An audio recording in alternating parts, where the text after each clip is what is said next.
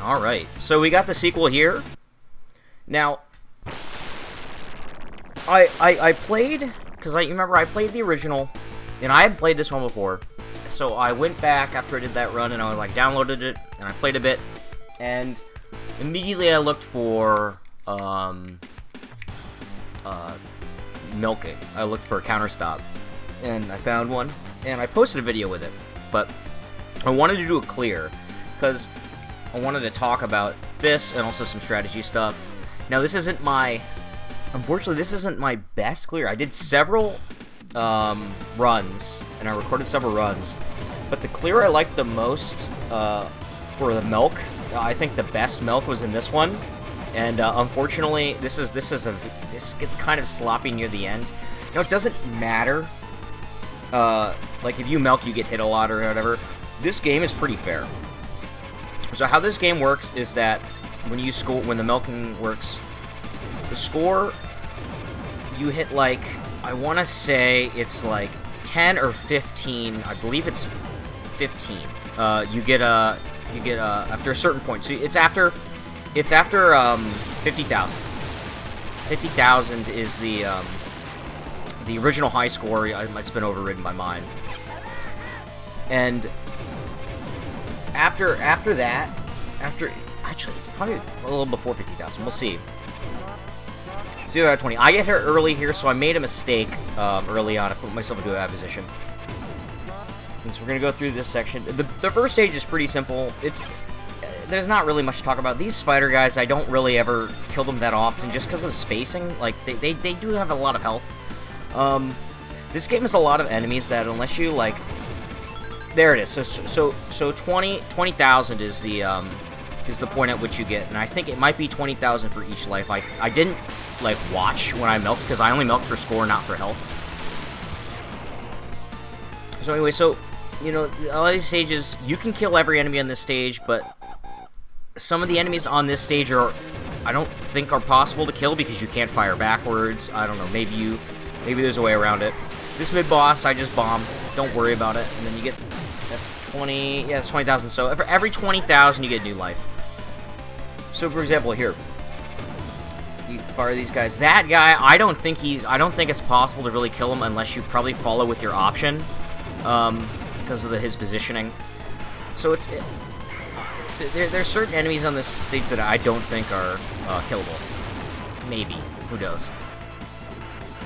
So anyway, so I originally recorded. So I had a better run, but it wasn't, the milking wasn't great, so I went back, and I made some mistakes, but the thing is, this game is very generous, especially if you milk. This game is very generous with lives, so, and even without milking, even if you run into something every now and then, like I will near the end, you get so many lives while playing the game that you should still be able to finish the game with, like, sub 10 lives. I finished the game without milking. I finished this game normal. So without milking, the normal amount of lives I hovered around was like 20. So I would like get 20 lives, and then I would maybe get hit, and then I'd get one back. They gave you some live up extends too, as well on some maps, so you stock up on those. And I had no trouble. The game's not really like that difficult, and the reason why they give you lives, I'm not gonna talk about scoring because I don't know the scoring. The reason why they give you so many lives is because your hitbox is so big. I mean, your hitbox in this game, you can just walk into things and you'll get hit. That's actually one of my big gripes about this game. It's a great, again, I said it before in my commentary for the first game, is that I think this is a great introduction for people who want to play something like Lords of Thunder. You know, it's like how Magical Chase is like that, where the hitbox is really big. Enemies are pretty big on the screen, and you have to get used to macro dodging around big enemies, right?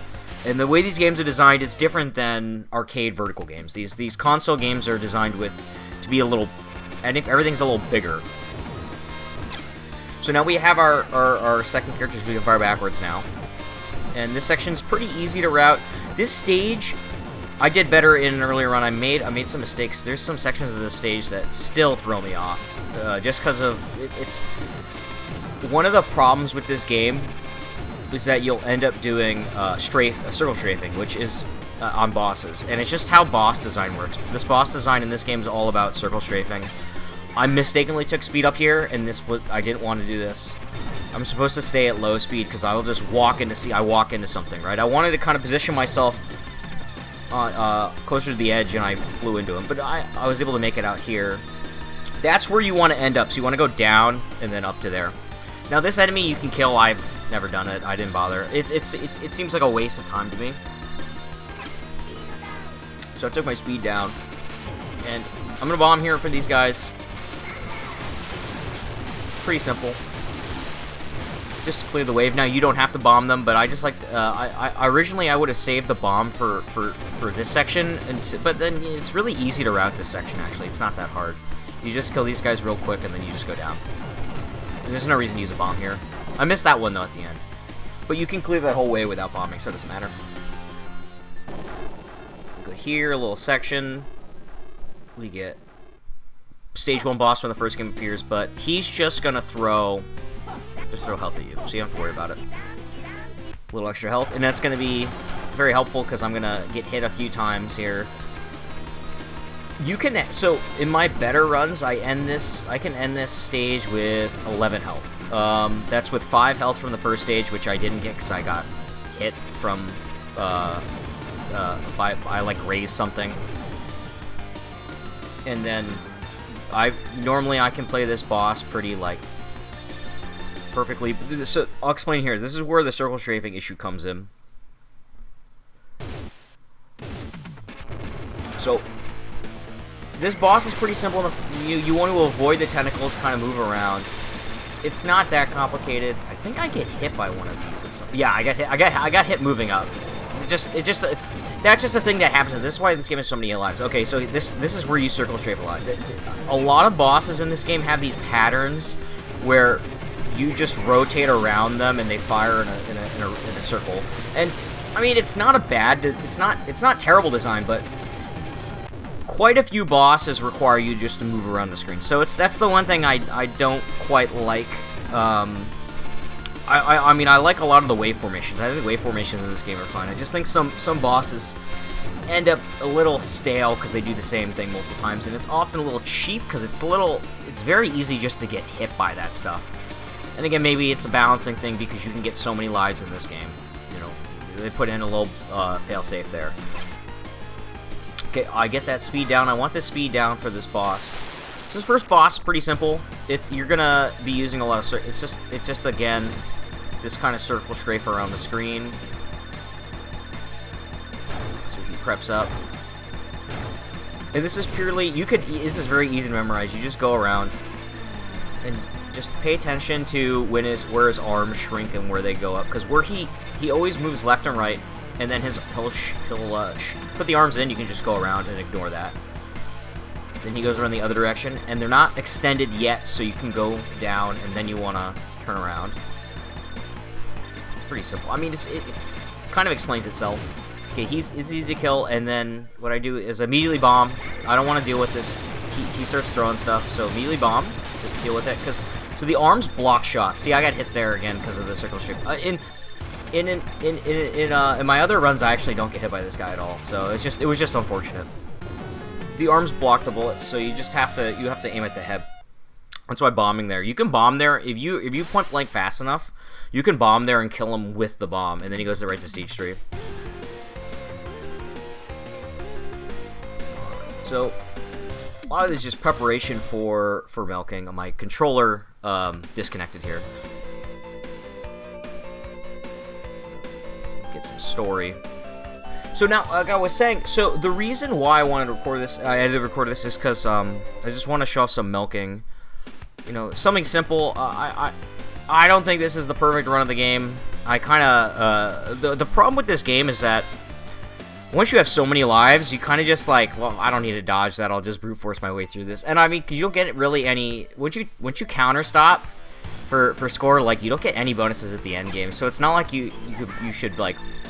Who cares? Why dodge? So if you wanted to play this game like for real and not worry about the counter stop or anything, then like just play it, and then you can stick around like 15 to 20 lives. You'll be able to finish the game as long as you dodge. There's some section of this game where I actually messed up, and the reason why I got hit was because I took a slow power-up or a speed power-up instead of what I wanted. And like the first game, if you get stuck between an obstacle and the edge of the screen, that's game over. That's not you lose a life, that's game over. So you always need to be in the front. There's sections where I would be playing this game and I'd be here, and I'd accidentally move back, and I would just get stuck in the corner and I'd die. Up here, an enemy I really hate this next enemy that shows up. This ghost appears. These guys are obnoxious because the walls appear, and they appear from behind. See, like that would appear from I was hoping to kill him with the bomb, and it didn't hit him. So that's how it be. And it's not too bad. I'll get all those lives back milking.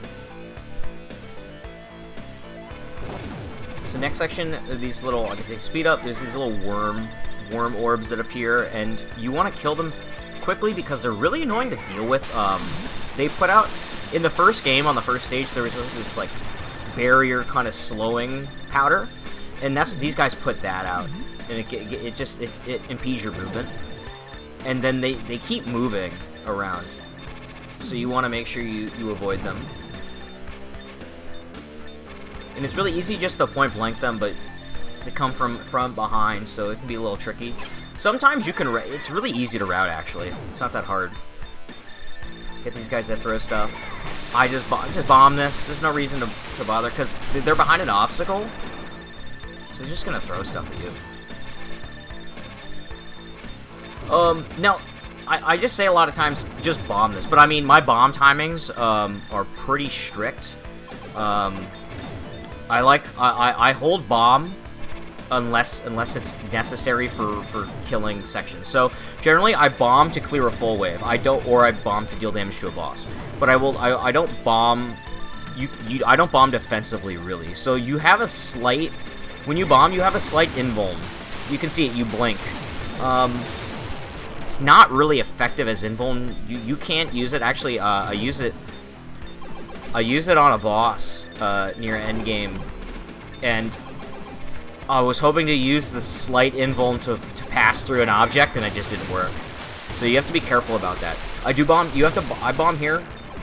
The reason why I hold bomb is because of here. That barrier prevents you from shooting, and only your secondary shot can fire. So you have to be aware. And then I also bomb here. I hold bomb here.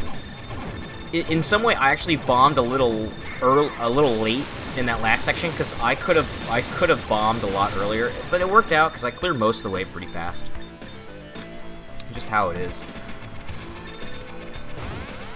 This section's easy. You just hug the ceiling because your hitbox. I haven't really ever figured out what the hitbox actually is. From here, I feel like it's the legs. The legs are the only part that don't get hit. So it's like knees up to head, I think. Or maybe the head doesn't count. I'm not sure. It's hard to really pinpoint it in this game because when you get hit, you're just getting like hit by random things that appear. So these guys, you just pull back. Just make sure you don't get caught in the corner, otherwise you will get stuck on the corner and die. Alright, so power, I get the power good. Sometimes I miss that power-up shot. And I want this, I'm gonna take the speed up because this next boss, I wanna go fast.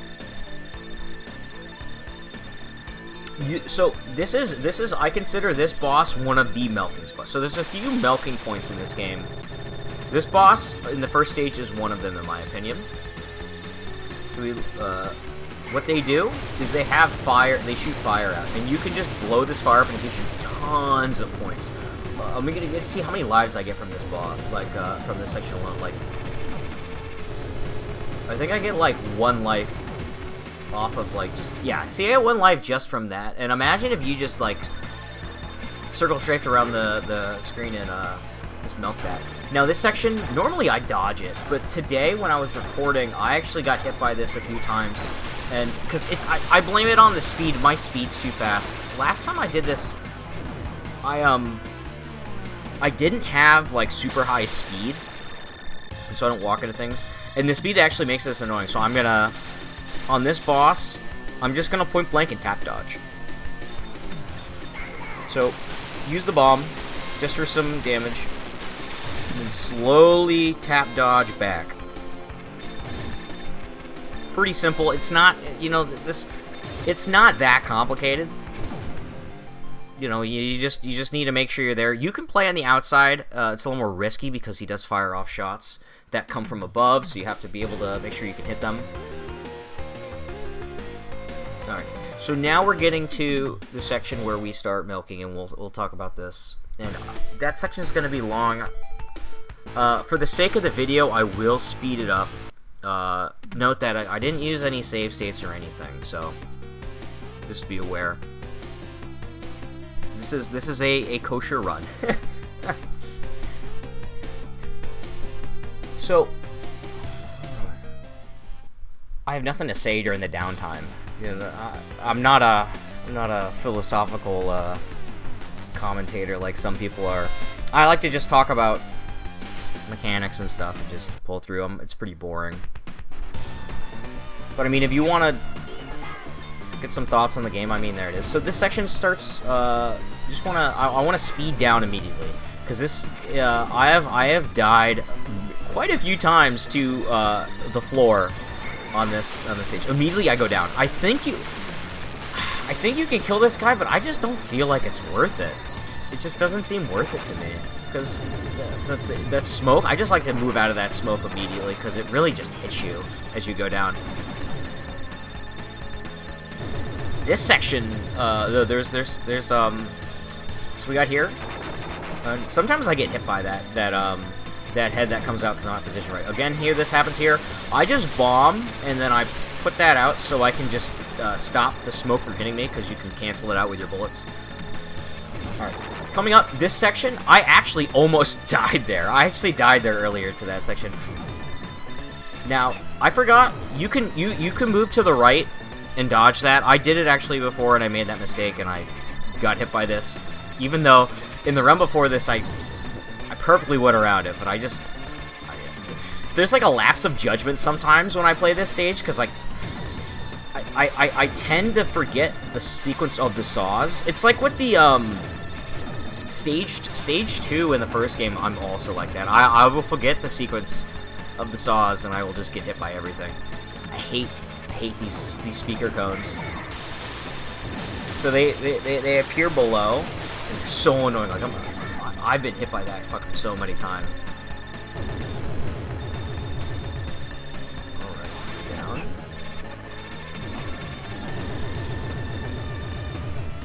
Okay, so I like to position my secondary here because she can shimmy down and kind of come down to me. There's no reason to do it other than just the fact that it's easier to put the secondary there for positioning. And these guys, they create, like everything else in this stage, they create ground. So you have to make sure if you miss, if you let them come up and finish that ground off, you will just die to the floor. You won't die. You won't. They won't kill you. The floor will kill you. The pushers, just avoid them. A heart appears here. I'm not getting that. That's a trick. Don't fall for that. It's probably not a trick, but I mean, I don't trust that. I don't trust stuff like that. They like to put extends in weird places to trick you, and you have to know the routing. All right, these don't hurt you. You can destroy them though, so don't fire. If you fire here and destroy them, you can actually get stuck because the floor will not be broken. And then some drill guys come through. You just go around. She got stuck. I'll bring her down. This boss, this sub boss. Speaking of circle strafing, this guy has upgrades and downgrades on him. You gotta be careful not to. If you get hit by the skull, I'm pretty sure you lose an extend. I wonder if it happened. I didn't even notice, but I saw one disappear. And then some extends pop down here. I will grab the power. I want to grab the speed. I need the speed for this. And then heart. And now we begin milking, and this will probably take a good maybe 10-15 minutes. So I will probably speed up this section when it comes up, after I explain it. So he begins with a pretty simple back and forth he throws, you can destroy the basketball immediately, or it'll shatter. Now, it's easier to destroy it facing forward, it's harder to destroy facing back, so I kind of turned around to deal with it. I get hit by it a few times because it's once it pops on the right side, it's hard to dodge it. You either have to destroy it before it gets to the wall, or you're getting hit. So I turn around, it's got to act fast. Okay. It's over here. So there's a couple ways to milk this. I have in my one video, I actually hugged the wall and it worked, but that's a very specific position that only works based on how you set it up. So I'm not doing that this time. Because I did a couple runs where I wasn't able to set it up, and I thought, you know, I'll just go back to this, because this is a default way to do it. This basically, this section confirms counterstop. There's like, I got hit a few times. You have to make sure you have to line yourself up just right with the ball so it doesn't break. You want to hit it before it hits the ground, because you see, as the further away you get from the wall because of how the bullet drop works, you know, it's more likely that it'll break into multiple pieces and then hit you. So you need to be aware of that. So I like you just move slightly, turn your secondary around, move slightly, and you get it. You know, otherwise you don't. So I will speed this up.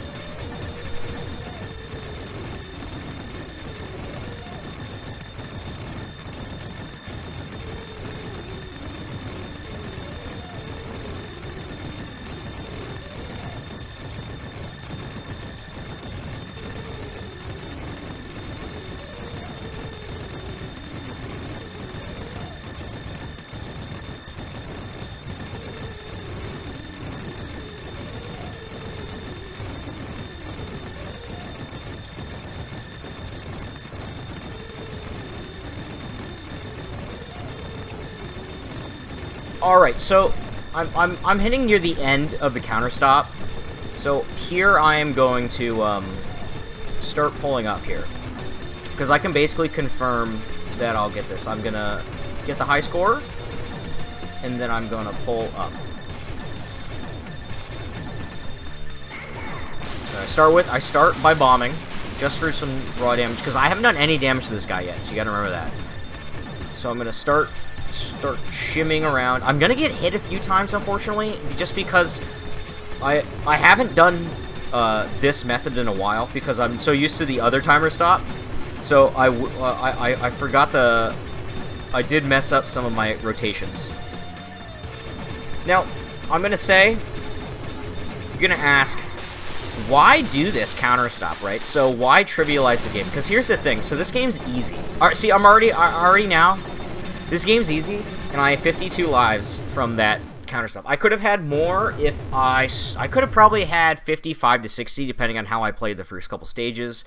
I didn't play them perfectly, so I mean, that's how it is. And also, you know, there might be a thing where you might want to hold off and score. If you hold off and score longer, you could probably milk even more lives out here, but you'd have to do more dodge, more pacifist stuff, and that would be kind of annoying to deal with. So, someone could probably do it. I'm not going to do it. I just exploit things. So why exploit this, right? Well, A, because I like milking games. I love score games. I like milking things. I like to play for score. I play Border Down.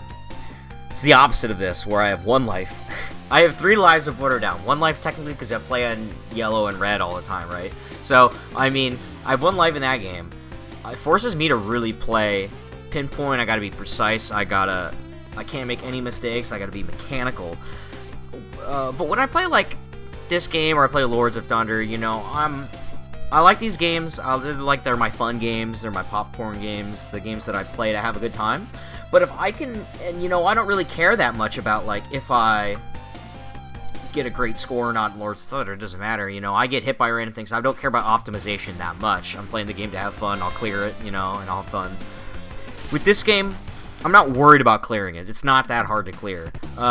So, I'm not worried about my lives. If I didn't milk, I'd have 25 lives. I think I entered with like 24 lives. If I didn't milk, I could finish the game with those 24 lives. And because I would keep getting more lives as I play. Right now at timer stop, if you mess up, you can't get any more lives after this 999. It's over.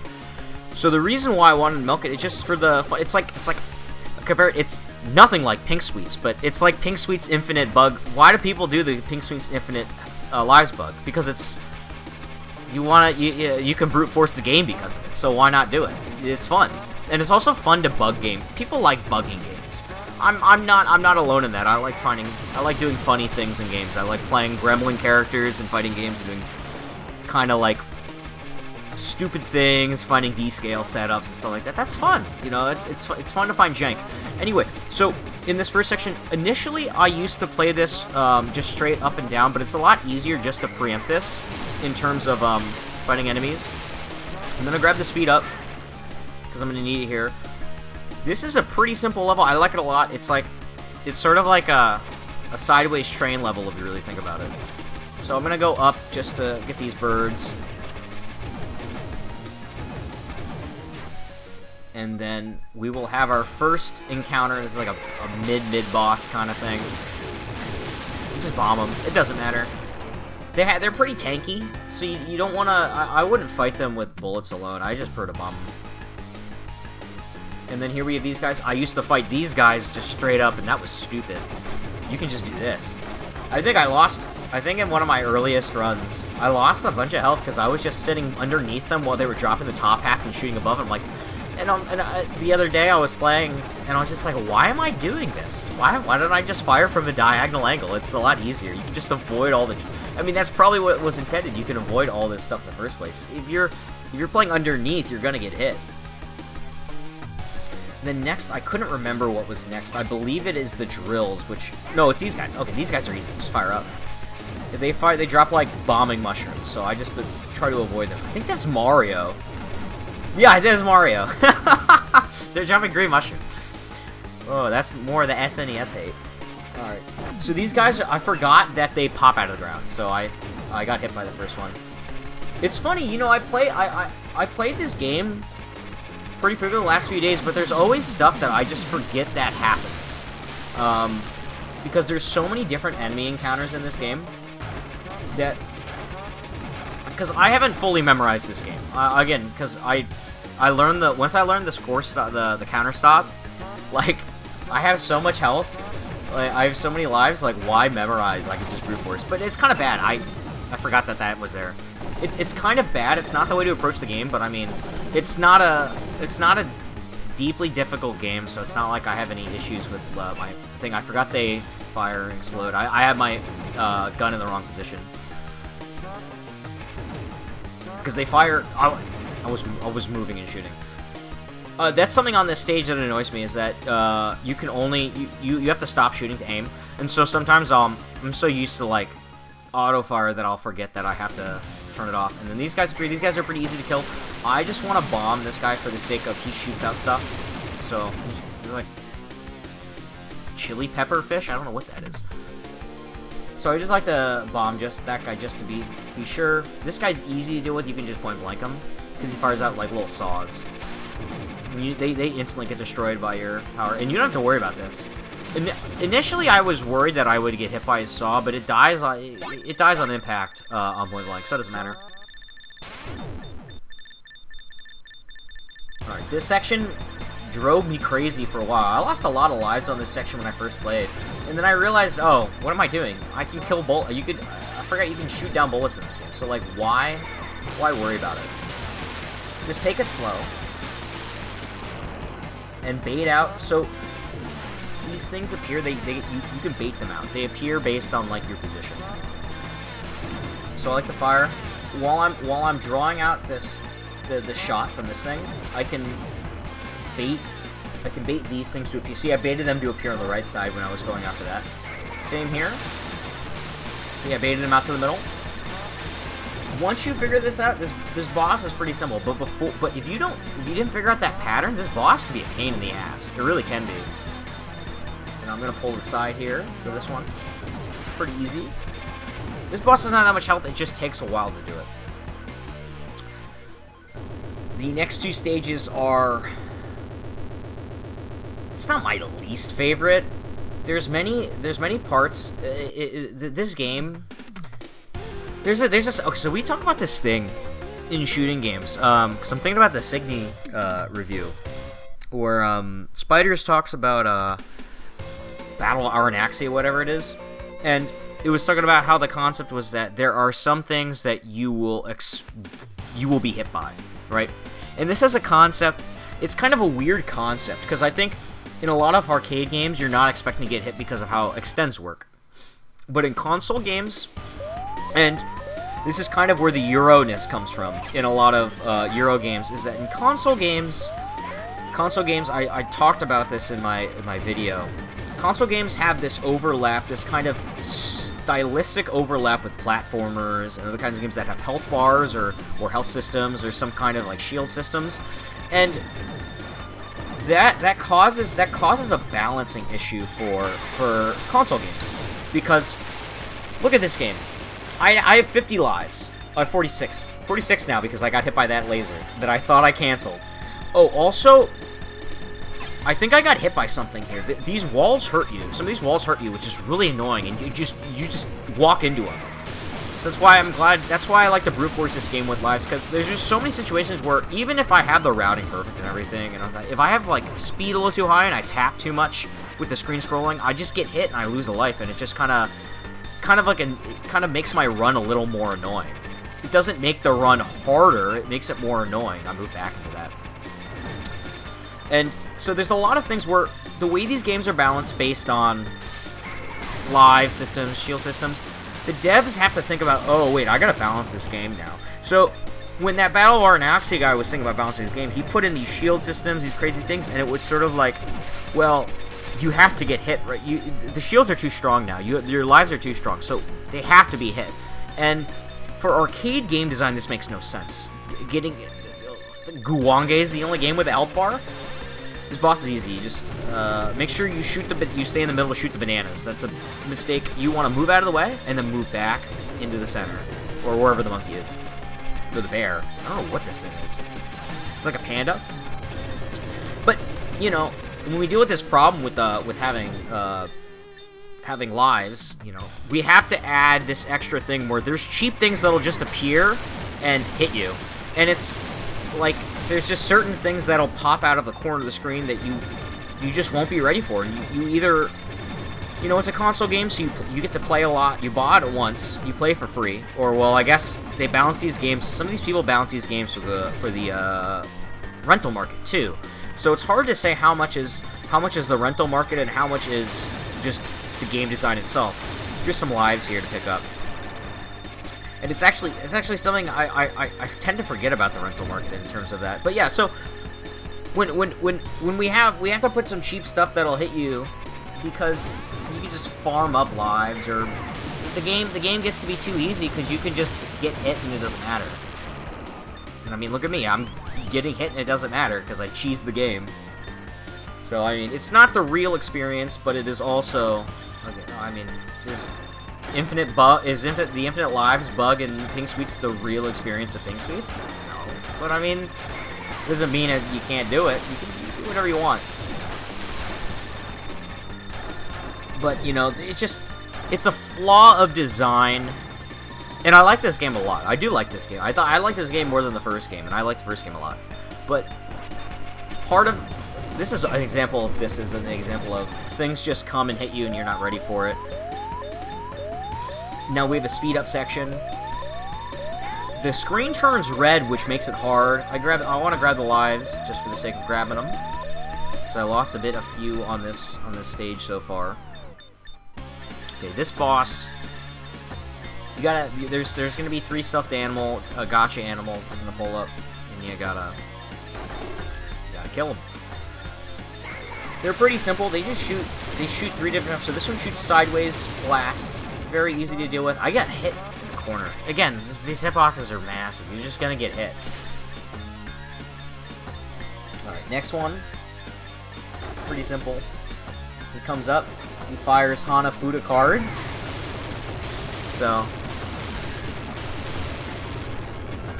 Pretty simple. And then the third one will fire little bombs that come from the ceiling. So I can't. I'm trying to like explain the thing, talk about this thing while also like talking about the game, going off of tangents. But This boss isn't. This is like the first stage of the boss. It's not really that interesting. You've seen it all. But part of what makes these games weird and what makes them, I think, the reason why a lot of I talked about this in the video. The reason why a lot of people who like, if you look at like for this game specifically, if you look at like, there's like videos like top 5 like Genesis shmups or whatever. This game's on that list. I like this game. It's a really good game. This is not a top 5 Genesis shmup. Well, I guess if you look at the catalog, what is it? Thunder Force 3, Thunder Force 4, maybe it is. There's so many games on. I haven't played all of the Genesis shmups, so I don't know. But there's Musha. Musha's on the system. I mean, I like this game, but this ain't Musha. Musha's a game, though. Musha's a good example of a game with a very broken scoring system. It's just like this, where you can just exploit the hell out of it. Alright, this boss is pretty simple. This is like the boss in Cotton. This is a really simple standard pattern for 16-bit era horizontal games. This is Cotton's the mid boss on, I believe, stage 4, where you're in the catacombs. See, that's why speed up is so. I hate the speed up. It just makes me run into things because it's like when you accidentally get too much speed in R-Type or Gradius, and you're like, oh my god, where's the speed down? Where's the speed down? Where's the speed down? I don't want to die to, like... I don't want to die to remove my speed in Gradius, but, you know, I gotta find that speed down. Alright, so now we enter the final stage, and, the final section of the game is about a 10 to 15 minute gauntlet. And this is probably...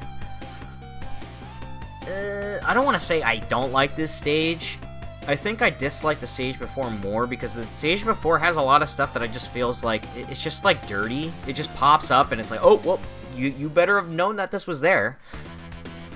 And it's like, I don't remember everything in this game. This game, I only practiced because I could get the counterstop. I only practiced the end game. I learned parts of this stage, but I didn't learn that much of the stage before because I just don't like it that much. I just don't like the obstacles that are in it. This stage I like a lot. I like the enemy positioning. Nothing feels too cheap at this stage. It feels right. So some enemies that come from the side. Pretty simple. There is one section I find that is a little obnoxious, but I don't think it's bad, it's just obnoxious. These guys fire bullets from... They do something I don't like, which is they fire from off-screen when they go down. That's just... They should be on-screen when they fire. I like this section a lot. This is tough. I got hit, I think, here. The last one? Yeah, I got hit there. I was trying to get them all. I got the health back. It doesn't matter, you get 1 health back. I was trying to kill them all, because there's a way... Again, I didn't practice. I haven't really, like, memorized this section, so I don't know all the routing for this. For me, at this point, having got the counterstop, the routing doesn't matter to me. It doesn't get added to my score. I don't get any health. There's zero reason to kill any of the enemies on this screen. I might as well just, like, pacifist mode the rest of the game, kind of thing. This mid boss, you just bomb. Pretty easy. He does get you though. He can get you if you're not ready for it. You can just walk into him. The next section is spike walls. All right. So you'll have these guys. They want to push you to the side of the screen. This guy blows. He blows. Literally, he blows. And then also, I got hit by the damn thing up here on the bottom of the screen. That guy blows. You can tap dodge out. I should have just did that. I don't know why I was hanging out at the bottom of the screen. That guy sucks. This guy blows. There we go. I mix them up. Something I don't like also about those rock enemies that appear that fire is they feel like annoying to actually kill. Like, the enemies here are beefy, but they don't. Most of them don't feel like they're hard to kill. But those rock guys, they appear at the bottom of the screen and go down, and it doesn't feel like there's enough time to kill them. So that's like my only gripe with that wave. I'm fine with most of the waves on that map, on that stage, except for that. I just feel that those rock guys that they shoot from the bottom of the screen, that's bad, and then they're a little beefy. I mean, I'm criticizing this stage. It's okay. I'm criticizing this game. Alright. So this boss is pretty simple. I make a very big mistake that matters, that would matter in a normal run, that didn't matter this time because I made the game, I like invalidated the game. So he fires two things. You just destroy that when you go around it. And then his second phase for this battle is a fireball. You can just destroy that stuff. Now see, if you're playing a normal run, you can get so much health off this section. You can get like tons of stuff just doing this. You could just wait. So if you were really hurting on lives, I wouldn't even fight this guy. I would just, if you're gonna like just farm that. It's like in my first Battle Mania run where I wanted to milk a little bit, but I made a bunch of mistakes while milking, so I was just like, nah, I'm not gonna milk because I'll probably die if I try to milk this. That you could do that here too. It's not that hard. But I'm gonna go for the kill here. Just to move on. He fires little like maggots, and I wanted to bomb, and I got hit going up. There's so many little things in this run that it just doesn't matter to me. Okay, this section does matter to me. I find this. I forgot how long these guys lasted, because the last time I did the run was like last time I really got to this section, because my earlier runs I didn't like the milking, so I stopped early. So this is the first run in the last few days that I actually got to this section of the game, and I forgot how long these dragons lasted. So I was like looping in, and I was trying to find like, why am I messing this up? And it's just that there's like a specific way I want to route it, but they pop up so fast. You have to, you're playing Snake, and you're gonna catch yourself there. Now, it's not an issue if you spent your time milking the section before. You don't have to worry about health. You know, you could counter stop right here, and it wouldn't matter. Ideally, actually, I think this final boss would probably be my other counter stop point. I would probably counter stop that section, especially if you're low on health. If you're playing a normal run, to see if you have 25 lives, 24 lives at the point where I milked. I would, you might lose them. You might end up with like 10, 12 or something around this section, right? And so what I would do, he just does like a final thing here. What I would do is actually, I'd make it through this final stage, and then I would milk the first section probably for 5-10 minutes. And then I'd have, if you had 10 lives, you'd probably have 30 by then. You don't have to worry about the end of the game. You can, because there's one more section after this. There's a TLB it's story. It's not hidden, but there's a final boss. So I would do it there. The final boss also has stuff you can milk, but there's some annoying aspects to that boss that I just, it's like the final boss of the first game, where it's you can milk it, but the way it moves around and everything, you're better off just killing it and just getting it over with. It just takes, it's just too risky, and I'll show you why, or I'll point it out. So there's one more final section before the end of the game, and that is the hallway. And this hallway, this is just, you have to have memorized this. If you played a normal run. Now I actually forgot where some of the enemy spawns were, and also I made a very big mistake in that my speed is not fast enough, and I take, what's about to happen. See, I'm getting stuck on walls here because of my speed. I take the speed down, and this screwed me over. Now, luckily, I had 40 lives. So, if I was in a normal run, I would actually have to have restarted, because this speed down makes it impossible to move oh, and I took a second one. This speed down makes it so hard. These guys will appear from behind, And I don't have the time to dodge for my position on the screen, and I'm trying to remember where they pop up. So I'm like, okay, that guy's there, and then bam, I get hit by that guy. Not even ready for it. I couldn't even have moved. I didn't have the speed to move. So you just have to take it. And then this section, without speed, it's so slow. You move so slow, and there's so many bullets start piling up. And this happens, and I'm just like, oh my god. I'm just going through a wall. A wall of pain because of this. Eventually I swap around so I can kill the bullets coming from behind because I just couldn't keep up. And then I can bomb for some invuln to get around this. And then we have our... This is also... Look how slow I'm moving. If I didn't know where everything was, this would be very bad. And it took me so long. It takes me so long to get to these sections. Look, I'm already almost to the end of the screen there. If I didn't know where they were, I'd probably be dead. And this actually becomes an issue with a boss will come up here, and this becomes a major issue for me. I wonder what was in there. It might have been a speed up, probably power. This version of the boss from the beginning, he teleports to your position.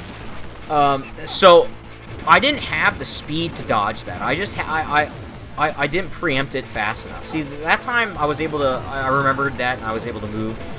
Got to start moving ahead of time because he centers on your position. See there, he's centered on that position. You gotta be very careful. And then here, he's chasing after me. I can't outrun him. It's so hard to outrun him. I'm gonna get hit by this eventually at some point. See, yeah, there it is. I just don't have the speed to make it around. So that's where this game's weird. So if I routed this properly, I mean, again, if I actually practice, because I have never practiced this stage. The last time I played this stage was when I last cleared the game, and I just ran through it just blind. But if I had actually practiced the routing, I wouldn't have grabbed either of those slowdowns, and I probably would have had more speed to begin with. But I don't have the ending really routed, so I just roll with it. This ending boss is not as bad. You just gotta keep in mind what's on top of you. So there's gonna be things falling down. Just keep in mind where they are, and you're fine. All right. And then you think you're dead. You're not dead.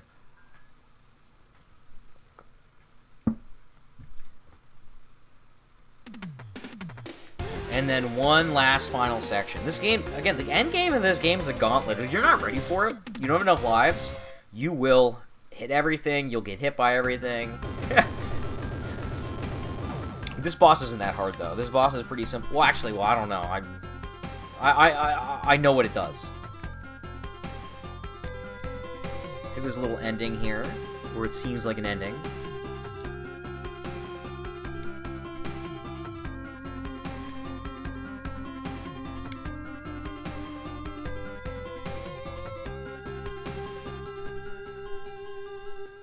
And then comes back. Oh, well, you thought it was over? No, it's not over. We got one more section, and I'll explain to you why I wouldn't really milk this boss. I wouldn't bother with it. So you get a whole bunch of power-ups here. I got speed up, thank God. I can move fast now, and I start on the right, on the left, just kill this stuff, and I go for the mouth next. So see those things? So with the position where they on the screen, it was good actually I got hit by that, because I got to show, you want to go for them now when they're on the far side. You can't kill them fast enough, even with max power, with how close the crab was to the edge of the screen. You just don't have the time. So that's why I got hit by that. Just get some legs real quick. And now, see how long it takes to kill those things. So if you gotta be aware of your positioning. And then you just slowly make your way around. I should have just turned over before.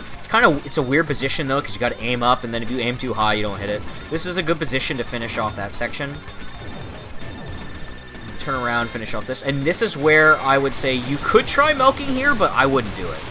I wouldn't bother with this because of the movement. See, it moves. The body moves too much, and then it starts shooting these aim lasers. And they're pretty easy to dodge. They're pretty well telegraphed. But that in combination with trying to milk, there's just so much on the screen, it's not worth bothering.